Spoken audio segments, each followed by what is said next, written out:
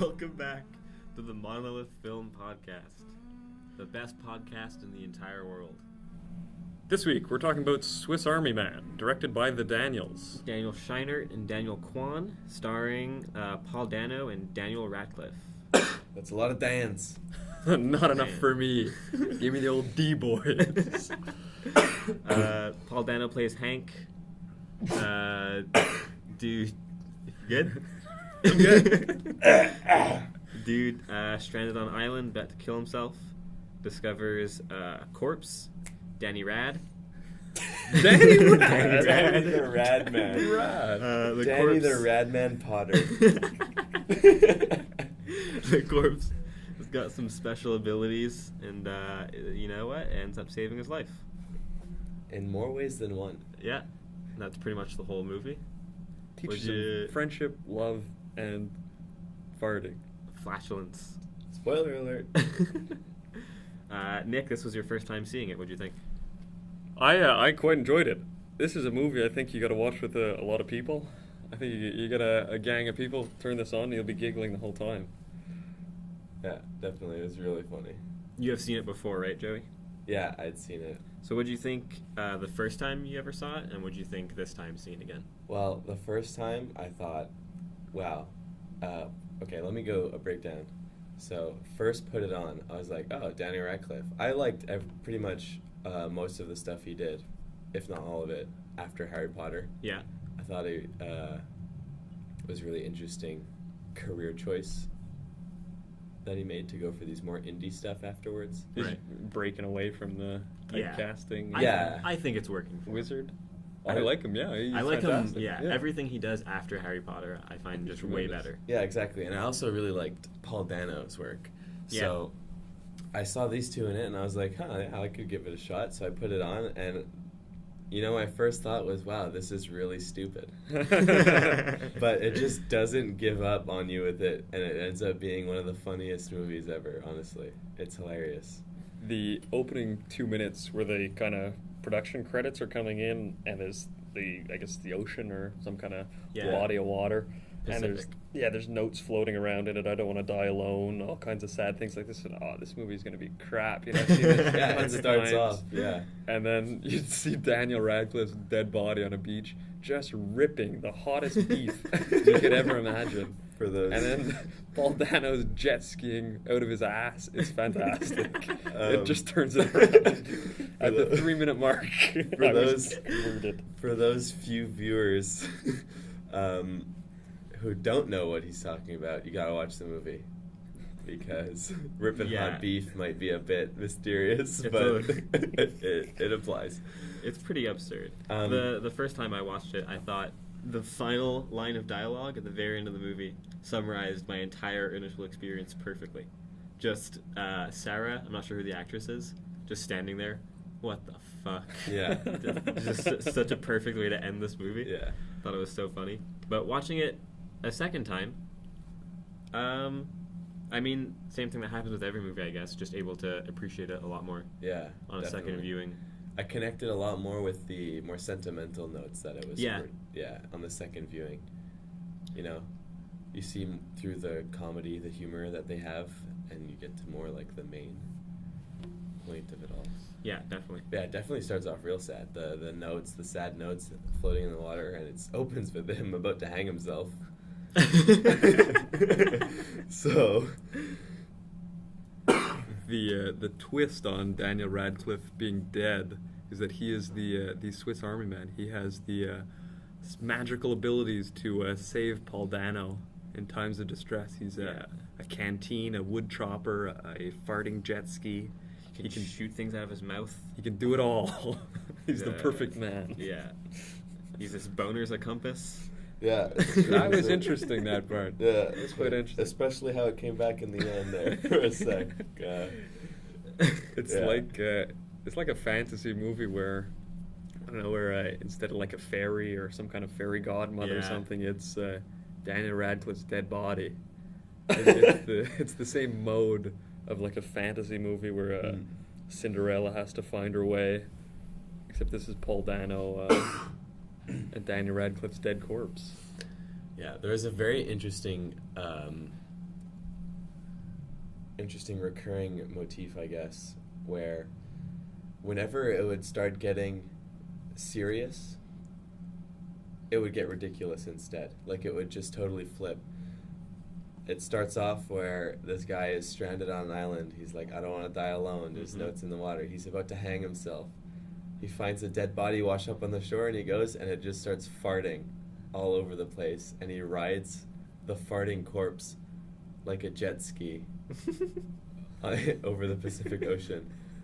And then later on in the movie, these sorts of things, they keep coming up, where it's like, Paul Dano is explaining things seriously, you know, he wants to be taken seriously, and then the corpse of Daniel Radcliffe does something ridiculous. The corpse also comes back to life. Yeah. Kind of learns to be human from Paul Dano, who himself is learning to be human too. Yeah, and it's also an interesting take on, I guess, social conventions, social norms, social etiquette, stuff like that. Whenever it gets really serious, there's a break of the social etiquette that Paul Dano is offended by. But at the same time, it brings him back, you know, from his oftentimes idealist thinkings of how the world is and parts of the world into just this very real moment of just, you know, sort of animals interacting almost. It's like the whole MO of the movies, like everyone farts, I guess. That's what they say that a few times. Everyone poops, and the twist is everyone farts. And they're kind of breaking down, I guess, Paul Dano's like a weird outcast loner kid character. And he's, I guess, outcast because he's the kind of weirdo. And he's saying that all these things don't make you weird. Everyone does them. Right, yeah. And farting, the whole flatulence kind of becomes more than just the fart joke, right? It like starts to represent like these people's feelings and emotions and opinions and everything that makes them feel weird or different. And the whole point of the movie is kind of like, you know, you fart in front of the people you love. Everyone's weird and different. Yeah, it's important to express yourself around the people you love. That's it, because Paul Dano is the one who was going to kill himself at the beginning, and he's the one teaching about maintaining all these social norms and stuff. And right. It's like, do you really want to end up like Paul Dano? No offense to Paul Dano. No offense to I love Paul Dano. I love you, Paul. Yeah. You mean Hank, right? The character. Yeah, Hank. Yeah. No, Paul. The character Hank. Dano. Paul, Hank, the character, This and goes out also to you, Paul. Daniel Radcliffe's character, the corpse, is named Manny. It reminded me of an Ozu movie, Good Morning. Ozu is a Japanese director. He does everything to a formula. The camera is always 2 feet from the ground or 3 feet, something like that. It's always got a 50mm lens. It's always running at 24 frames. Everything is like flat colors or flat like tones, grays and stuff with pops of color. That's like his style of doing things, and it's always kind of interior drama things, family stuff. Okay. Similar kind of things like this, like maybe there's a trouble in the family, then outcast character, and it always ends with some heartfelt thing, everyone getting together. And one of his movies is Good Morning, and one of the kids in the movie is an outcast in his school gang because he can't fart like the other kids. So all the kids at recess go out in the playground, they run and fart and laugh. But this one kid who's shy about farting, he gets outcast because he can't fart. I was thinking about that when I was watching it. That's funny. It sounds like it has the same sort of message too, where you're shy, you don't want to fart in front of people, but you should be able to fart in front of your loved ones. Yeah, it's like the same juxtaposition of the crass fart joke with the sentimental themes. That's why I shit myself before this podcast. I love you too. I had an interesting comparison trying to frame Hank as a Jesus figure, because he's a handyman, he's a carpenter, I'd say, you know, right off the bat. Okay. Spends 3 days pretty much in a cave in the woods, and then you get this nice rebirth scene. Okay. Yeah. I don't know. I don't stand by it. I just thought it was interesting. Could have been something there. Yeah, could have been. Could have been Well, something. it is a rebirth story. Yeah. Definitely a rebirth Definitely, story. yeah. But I mean, no more than any other character rebirth. Yeah, I mean, round characters. yeah, it's Yeah. what you really want for your main character, your protagonist. Is you want some growth, to happen, some for sure.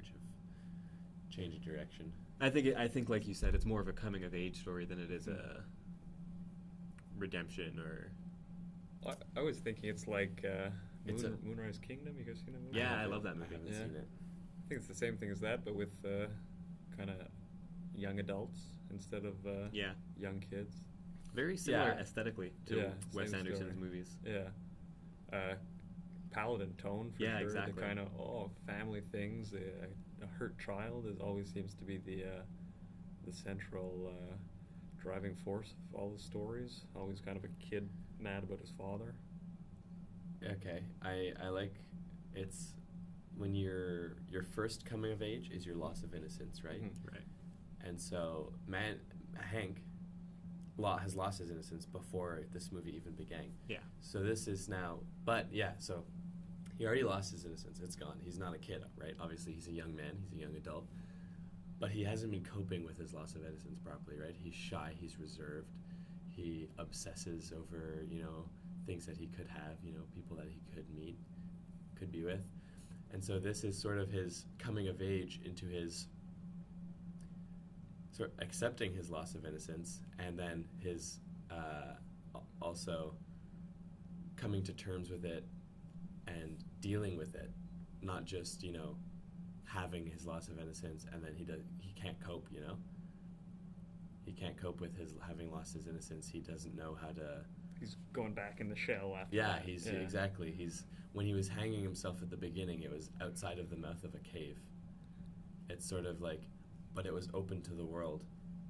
And then out in the world, he sees Manny come from the ocean to sort of bring him He's pulling him into out of the the deeps, Yeah. bring him into the deeps of life. So then, he, where he goes through from his own memories, from his own, his instincts, what you do to be like a Yeah. social animal, Right. how you interact with people, and at the same time, Manny, he teaches Hank, you gotta be able to fart in front of your loved ones and stuff Yeah. like that. It's like, you lose your innocence and you get all these social etiquette, and they put you in your shell. They scare you off a bit, but you got to mature past it and to learn to live with it, to accept it, and to not prevent it from being who you are.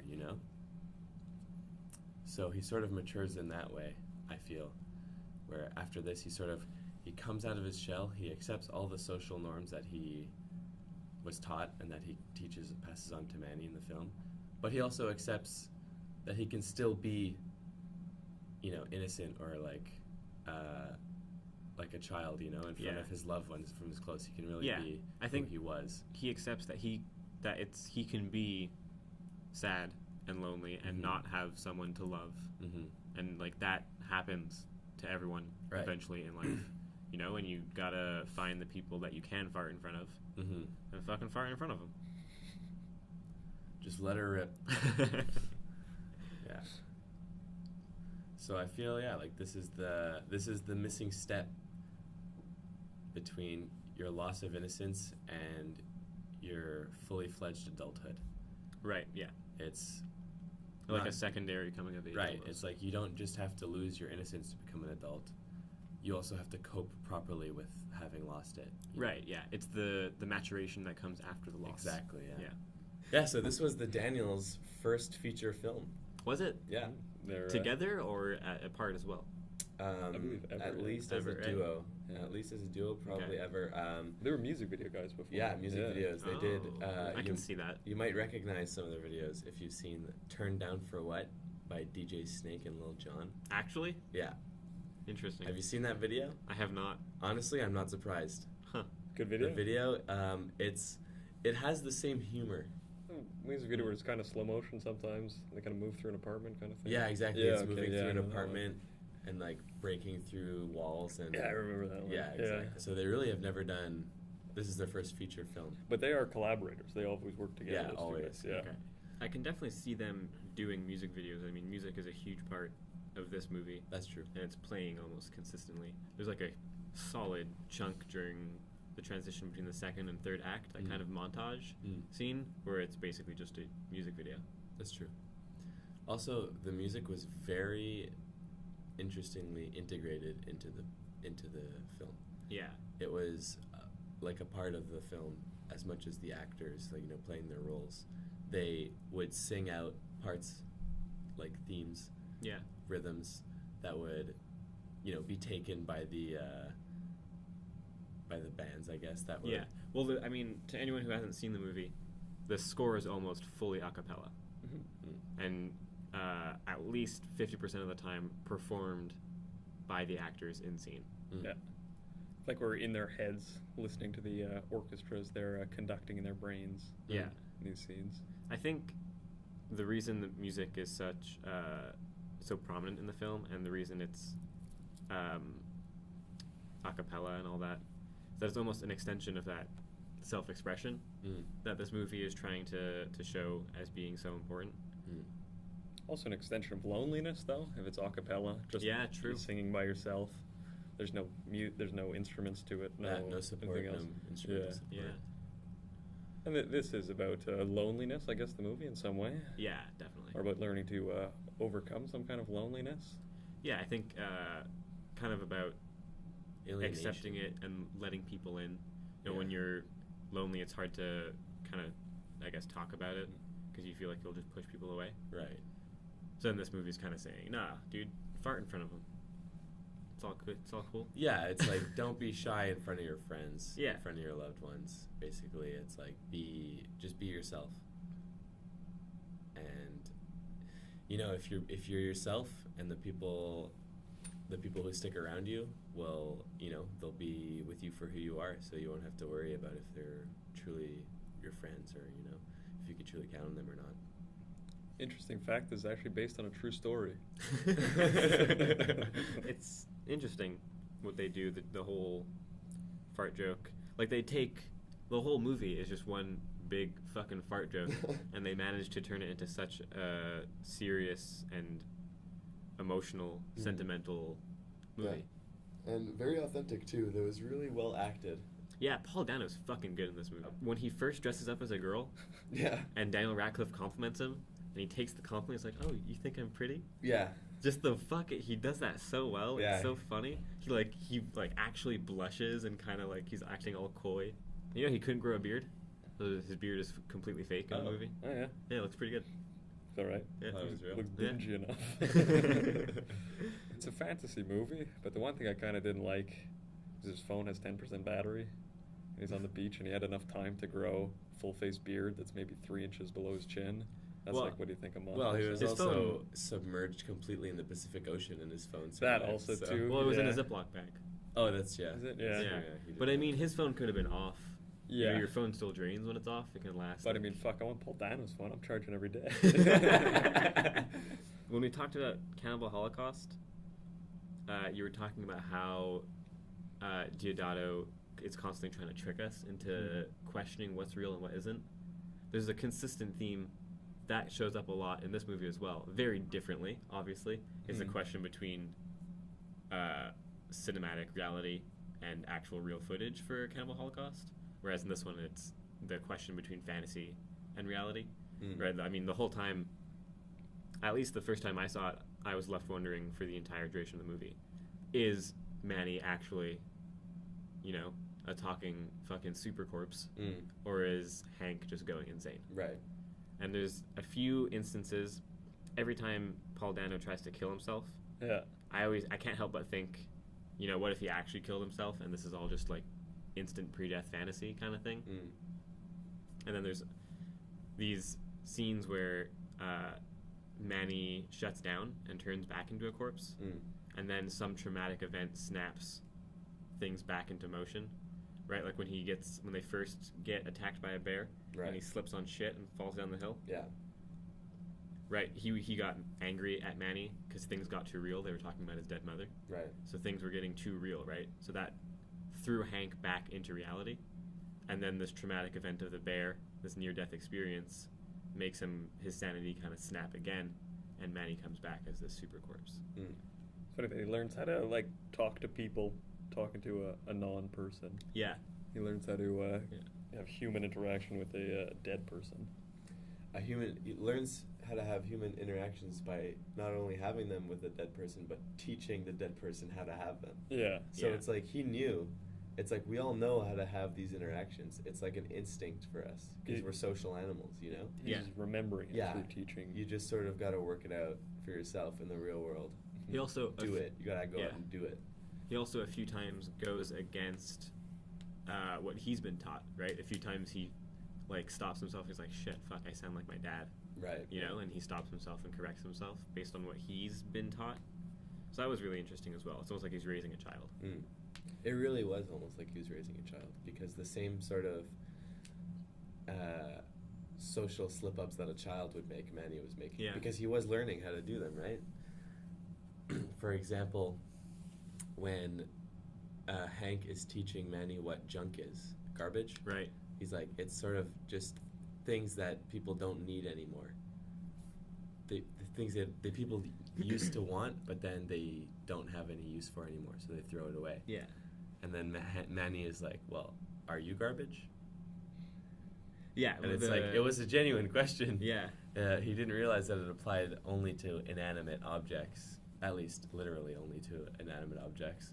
Yeah. And yet, whenever that sort of slip-up happens, it's like a child slipping up, but also Paul Dano gets really upset. Well, Hank gets really upset, and he sort of flips on him, goes from teacher to disciplinary, yeah. kind of like a corrector, I guess. disciplinarian, yeah. Yeah, that motif of trash, I thought was really interesting. Like being a stand-in for how people treat each other. You can kind of have these big budget A-list actors, but then if you only need 2 people in the whole movie, Yeah. say, fuck, let's just spend all the money on these 2 guys Yeah. and Yeah. just film in the woods. It was a $3 million budget, Only, yeah. Really and it made 5.8. nice. 2 million were probably Yeah, one their million for salary. all that. Well, you see, what you were saying about how the humans are these people are being treated like trash sometimes. It's funny because they're being treated like trash being thrown out, and at the same time they're using trash creatively to like, Yeah, it's true. Hank is making all these amazing scenes and imagery with the trash that he finds in this location, this stranded area. Yeah. With the garbage, he builds like a fake bus to reenact a love scene. He makes what does he make? Bunch of shit. Yeah. He makes a movie theater. Movie theater. He makes a restaurant for them to eat dinner in. A restaurant. And He makes a fucking party dance club. filled with Yeah. people. Yeah. Yeah. Hank's creativity throughout the movie, kind of like an extension of the score of the songs, Mm. right? It's just I guess, I mean, I couldn't really figure out what else it does apart from push the importance of self-expression Mm. throughout the film. Like a confidence in yourself. Yeah, something exactly. like that. And they're always big kind of ba, ba, ba, happy kind of things. Yeah. You Yeah, go, oh, very happy My song, heart is yeah. warm when I listen to this one. Yeah. But that's funny. They're like repurposing the garbage, repurposing the corpse as this Swiss Army utility man, and he's kind of repurposing himself. Yeah. Hank is as a garbage person to a good person. I love how they tease making reference to the title. They keep calling Manny the multi-purpose tool guy instead of the Swiss Army man. Yeah. Oh, that was fucking funny. That was funny, yeah. Another interesting thing was that their whole journey seemed to take a really long time. They seemed to be traveling a pretty fair distance throughout the time. And then by the end of the journey, they end up going back. Yeah. And it's in a matter of seconds that they cross all the way to their start. I'm not mentioning it as a sort of mistake Okay. in the writing. I'm mentioning Yeah. it as sort of an interesting take on their experience. Like, Yes. for them, Yeah. it seemed Okay, like they forever. were so Yeah. far away. But really, they were always right In the there. guy's backyard. Yeah, I think- basically in the Yeah. backyard. Yeah, and was it a mistake? I don't know. I think that has to do with the whole what part is real, you know? Yeah. Yeah, It's exactly. like he lied to Manny about his phone Right. too. Actually, he didn't. Hank never explicitly said it was Manny's phone. That's true. Manny assumed it was Assumed it. his phone initially, and Hank just never corrected him. But it's like it's a lie. It's like a lie without lying. It's like letting he's him definitely believe. hiding something. He's hiding Yeah. something. Yeah. And that part, that hiding things from the people you love and hiding things from yourself, I think is why they spent so much time in the woods, Mm. right? I think Hank knew all along where they were, Mm. he was just kind of in denial, so depressed he didn't want to go back. So he had to have this experience of growth in the woods with Manny before he was ready to face reality again. Yeah, well, it's also not just that he didn't want to go back to civilization. It's just that he didn't know if he could handle meeting the person that he was obsessing about, to see what happens when he finally faces his obsession. You know, the woman that he's saw on the bus. Yeah. I love seeing that he was reacting. The woman he snuck a picture of for the background of his phone. He was right in her backyard, basically. A Narnia in the real world. Mm-hmm. Yeah, true. Yeah, I like that. Because like God knows how long they've been gone. I mean, or how long he was even stranded on that island. Right, that's what I mean. If it was really stranded, like how did he get there? When even when Hank's dad finally, like they're finally back together, he doesn't seem. He seems more surprised that there's a corpse and that something weird's going on. He doesn't feel like his son's been missing for a very long time. Yeah, and that also has to do with the what Paul Dano or Hank was explaining earlier in the movie about the birthday cards. Yeah, true. Him and his father, once Paul Dano or once Hank moved on his own, started living on his own, they would only really see each other when they sent birthday cards or gave each other birthday cards. Yeah. And then even then they would forget every now and then, and so they set up an automated email birthday card for each other. And I like how optimistic Manny is.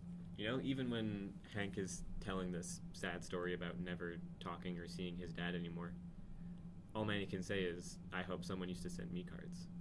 You know, like even that human connection is enough for a corpse to be satisfied. It's refreshing. It really puts it in perspective for Hank. Yeah, definitely. What do you guys think? Was Manny real? Yeah, I think so. I think I like to take fantasy movies for their word. Yeah. 100%. What about you, Joey? You believe it? You know, I believe it was real because I would have said it was Hank going insane, except for that at the end there's more people realizing and interacting with it besides him. Yeah. Like the girl, when he goes into the house, the young girl, she interacts with the body. She's scared by his erection. And then later on... Who wouldn't be? That was a hog. Right. Definitely. Moving on. They run back to the shore. Ratcliffe's got a fucking hammer. If you saw Equus, you would know. Equus was the play that, and apparently is full frontal for Danny Ratty. Wow. Yeah. Good for him, by the way. So they go back to the shore, and there's more witnesses. All see the corpse fart off into the sunset. Yeah. Tremendous ending, too. Fantastic. Yes, very good ending. I was going to mention that for why I think the events were real, and actually Manny is a super-powered corpse, right? It's because the whole film is pretty much a lot of subjective angles. There's a lot of kind of like eavesdropping almost angles in the woods that are absolutely gorgeous. But during that last scene when Manny is farting away, it cuts to the cameraman's angle, and you see it through a camera, which is probably the most objective shot you can get. That's true. Right? So that kind of, for me at least, confirmed that Manny is, in fact, a super-powered corpse. He is the multi-purpose tool guy. I'm glad that this was on the list. I enjoyed this movie quite a bit. Yeah, I wasn't sure how I knew you'd think it was funny. Yeah. I wasn't sure how much you'd enjoy it, though. So I'm glad you liked it. Well, I mean, like, filmically, it's done very well. Yeah, I agree. Everything works out. Nice montage. I love montage. They have long takes in it. They're not cutting super quick. It's super fast, super Some cut. Michael Bay stuff. Exactly. This is nice, slow paced. It's got a very specific palette throughout the movie. Kind of green and always bokeh background. Yeah. Nice blurred out background. We're looking at a picture of the cave scene right now where Manny becomes a canteen. Vomiting water. Vomiting water. Fresh water. Yeah. Somehow fresh. Well, wasn't it like green or yellow when it's in the cup? Was it? I think there's a bit of a clean. tinge. Is there? Is there? I don't know, It was maybe, rainwater from the night maybe it's a before. bit cloudy. Maybe cloudy. Maybe yeah. it's a bit cloudy. But who knows? I definitely wouldn't have drank water from a corpse. But I think that was my my favorite scene in the movie, the cave scene. I think it was one of the best looking scenes too. You kind of have the optical space, big black. Smeared background. When he runs in and out of the cave there. That's a really cool shot. That's also when Manny first wakes up. Right. When he first comes to life a bit. Learns his first words. Well, he's kind of mouthing it with him. His first word is Manny, right? He's like he's going, pushing into his chest to get the water out. He's like, yeah, true. Or whatever. He's like kind of mouthing the word Manny. That's where he gets his name from. I like when during the nightmare scene, they climb up a tree or they get blasted up a tree by blasted, literally blasted up a tree. Manny's existential crisis is so powerful that it affects Hank. That's his last multi-tool. Tool. I guess just raw empathy. When Hank falls off the tree, he falls into this weird void. These big montage scenes of they're shot exactly like a music video. Yeah, see, there's some images of coffins. I guess there's like that fear of dying alone throughout the movie.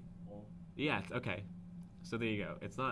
He falls into a scroll of branches, and the scroll of branches that he's falling into is in turn falling into a rabbit hole. Right. Is what it looked like. Yeah. That whole section is just a music video.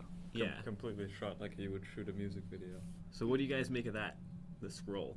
What's that all about? Maybe let's call it when you die. You know, you get your name in the newspaper kind of thing. Oh, okay. And something His like obituary? that. Yeah, something like that, where he's getting marked down. He's no longer a living thing. Now he's just a document of what his former self. So analogous to the coffin, pretty much. That, yeah. Okay.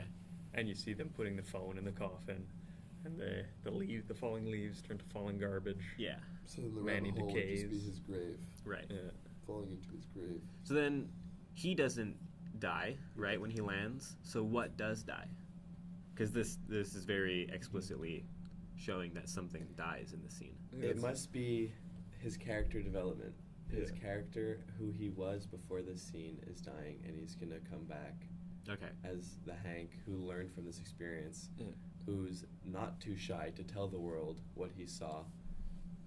You know, in front of his father, in front of the news that ends up asking him how he survived his experience. He's not afraid to stand up and tell them, like, this man saved my life, with this like ridiculous story of a corpse farting and them their way to across the Pacific Ocean, you know. So it's more about rebirth than it is about death. Exactly. He's the new man, and now he can talk to the girl finally. Yeah, true. Yeah, right before he falls, he's like, Manny says, "I wish I was dead again. You wouldn't understand, but I wish I was dead again." And Hank, right before falling off the tree, says, "I do understand." I do. He does understand because Manny's projecting his feelings. Yeah, quite literally. Yeah. The cheese puffs were inspired by a fucking video online of an Arctic explorer who finds a bag of cheese snacks after being in the Arctic for so long, and he's like extremely like passionate about these cheese snacks. So I was reading an interview with NPR with the two Daniels. The Daniels. The Daniels. Scheinart talks about love as a theme. And so he says, from very early on, love was a theme. We had all these ideas about love and all these ideas about farts. And then the common ground that we found was that you shouldn't be ashamed of love. Right? Just like you shouldn't be ashamed of the farts. And like when someone can help you break down a wall and help you be more yourself, that's just the most powerful, wonderful part of a relationship. So I guess just him getting at the core of the film. Apparently they had the idea for the farts before they really knew what the movie was about. You can tell because they hit you with it right at the start. Like they say, this is where it all started. That's the first thing written on the whiteboard. And they drew everything around that. It's like, fart jokes aren't funny anymore. But if you don't quit, if you keep giving the fart joke, eventually it'll still be funny because you don't want to admit it, but it's funny. Yeah, and then Kwan goes on to talk about shame in relation to farts and love. So he's like, on one end of the spectrum, right? You can be ashamed of your farts. You can be ashamed of your trash, of all the things that are deemed gross or unwanted by society. But on the other end, you can also feel ashamed of your love, right? In the case of Hank, he's ashamed because he falls in love with a girl who has a family and who is obviously not out of his league, but out of range. And so he goes on to say that he thinks the saddest thing to be ashamed of is the feeling of being alone and loneliness, and that being ashamed of that is what makes you even more lonely. So the film just explores the walls that people build up and emphasizes breaking them down for human connections. You said an interesting fact before we started recording about when they were premiering it at Sundance. Oh, yeah, when they premiered the film at Sundance, apparently quite a few people were walking out right at the beginning, or at least some part way through. Yeah, I think Daniel's bare ass in the first 3 minutes definitely rubbed some people the wrong way. Yeah, fuck, that's what made me sit down in the seat. when you go to Sundance, you're probably not expecting to see a dude ride a corpse over the Pacific Ocean fueled by farts. You're hoping, but you're not expecting. Yeah, exactly. Well, they were. Well, they weren't hoping. They weren't hoping either. I think unless they were hoping for a reason to leave. I think in this NPR interview, they actually respond to that, and one of the directors says that the reason that upsets him most is because they didn't get to stay till the very end, when the crowd on the beach reflects that very member of the audience. The person who is, I don't know, just, I guess, a hater of the movie. But more than that, the person who is encouraging of society in that it diminishes people's willingness to share. But this is also like a building story. It's like each scene kind of builds on the last one. We're kind of getting more invested in the story. Yeah, definitely. We're going more in with the characters. And the same thing with 2001: A Space Odyssey. There's like 200 walkouts in the first 15 minutes. Yeah, true. Just because the monkeys. No one liked the monkeys because Planet of the Apes came out like 2 weeks earlier. So, no one liked the monkeys in 2000. That Dude, was my favorite I scene. love the monkeys. But that's because they just saw Planet of the Apes. Right, yeah. They're like, oh, fuck, another monkey movie. Stupid, Planet yeah. of the Apes. Yeah. Didn't like it. Very different monkeys also. Planet of the Apes didn't like it. The beginning of 2001: A Space Odyssey, loved it. Favorite part. Yeah, if I can just loop that first scene from 2001 for 2 hours straight, I'd do it. Yeah, and then every time the story gets deeper, Manny gets one more power, right? More of that building. Same thing as like your social toolbox. Kind of each experience, you learn how to deal with a different situation more. Yeah, this true. is how I talk to people in this situation. Oh, this is how I do this. It's like he gets a new use out of Manny right when he needs it. Yeah. Right when and it's just what he needs. And then there's a scene where he's discovering all these things, and it seems like it's because they're finally open with each other. They finally accepted the love they have for each other almost. What I like did a lot. Did that come after? Sorry, no, that scene where they're where he's finding out all the other uses for Manny. Did that come before or after the kiss scene? That's right after, at the very end. Oh, you mean the underwater one or the party one? The party one. It's at the very end of that montage type of scene. Okay. That's how the party ends. They're both drunk and they're sitting. Right. Yeah. Yeah, and Manny's talking to Sarah. Yeah. Which Hank is just dressed as a girl. Because that was a source of a shame for your love. Yeah, in definitely. The movie that I find would have, once resolved, could have flown nicely into them being open with each other and then he discovers all these other uses. Yeah, I get what you mean. It's almost like Daniel Radcliffe is the Swiss Army man of these kind of strange tools, and Paul Dano's the Swiss Army man of kind of emotional understanding or any kind of interconnective. Yeah. Early on, before Hank rides Manny like a jet ski, when he's still on that desert island, whatever. Desert island. It's Cupcake Island. He expresses his disappointment in his near-death experience right before he hangs himself. Right, he says he always imagined his life would flash before his eyes, and he'd see all the cool shit he did, parties and everything, but all he saw was, nothing really. Shit, And then, that's right. yeah, some shitty bus ride, exactly.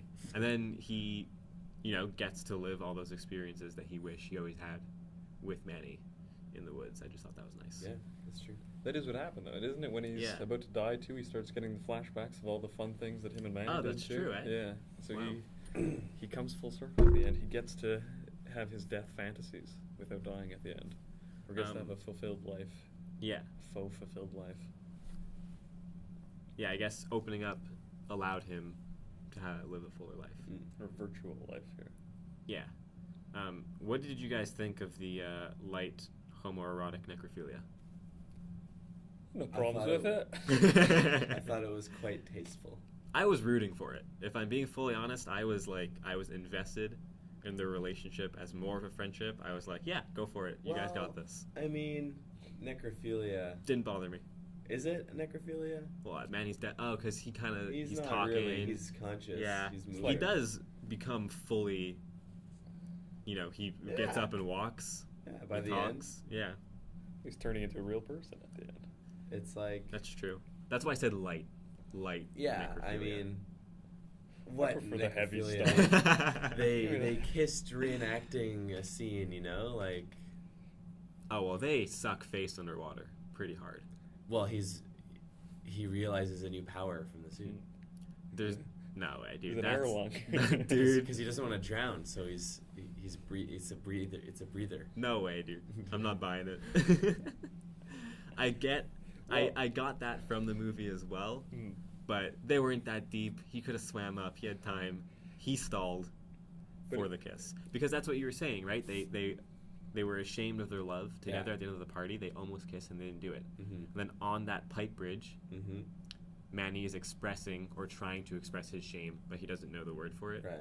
So he's just describing this distance he feels between them now. Mm-hmm. And then they fall, and that distance is vanished by the kiss, by them reclaiming their love for each other. Mm. Right? It's what you were hoping for. Also, Mm. his compass is out the whole time with the water. Well, when you put it that way. Yeah. So I was, I don't know. I was rooting for it. Is it bromance, or is it I was capital root- R romance? I was rooting for romance. Romance. I think the movie frames it as bromance because they don't end up together. Mm. Right? He lets him fart Wow. off into the ocean. Wow. If you love it, let it fart off. Romantic tragedy, maybe. I guess maybe. But he seems, I don't know, it seems more about acceptance in the end than it does about romance, Yeah. The ending takes a less romantic turn, I find. It's a more personal Yeah. ending. More personal resolution. Either way, even if it's bromance or romance, it's still a kind of a heartwarming ending. Ties Yeah, the yeah, life together. definitely, yeah. for sure. Gets the point across. Yeah. This is probably the most kind of popular movie we've seen. Popular, not as widespread, but popular as in more mainstream Mm. Yeah, probably. So So far. Yeah, so far we might be grading on different scales now. True. This is more of a, what would you say, a heartwarming lesson story with a moral. Mm. Yeah. Yeah, I know what you mean. It's more of a less of a technical grading, and Yeah. more of like a connection, Mhm. more of a emotional grading.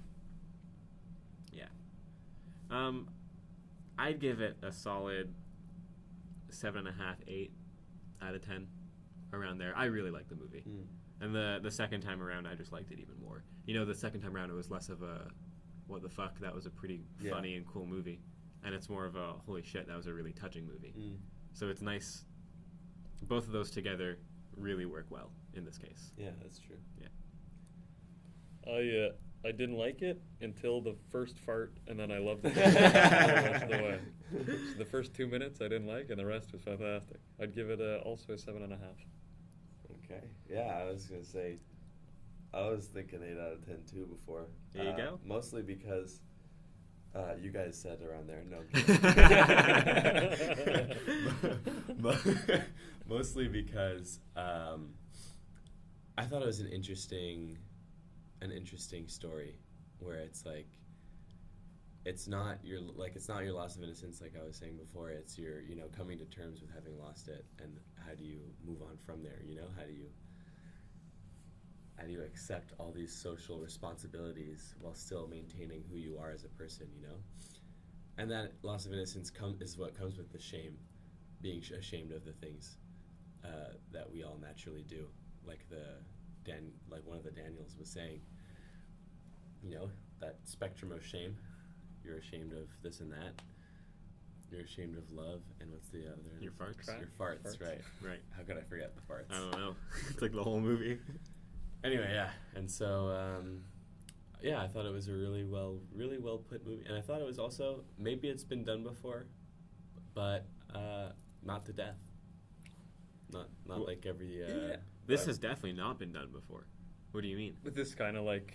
No, it was done in a unique way, definitely. Yeah. But the whole thing of like loving your farts, loving who you are as a person. Okay, it's yeah. Like, but even the thing of like accepting like you're farting in front of the people you love, like that's not completely new.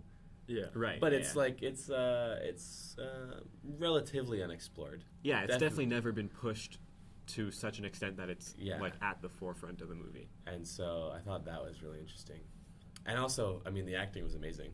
Yeah, acting's very well. Yeah, oh my god. So that definitely gets a good bonus there. Just also on imagination, too. Like we said, we saw this story 1,000 times already, or this kind of message 1,000 times already, but never in this kind of mode, never in this way with a... Yeah, gotta give credit to uniqueness. Anything as fantastical as this. Jason Kisvarde, sorry if I butchered that name, production design for the movie, apparently snuck in Bigfoot somewhere.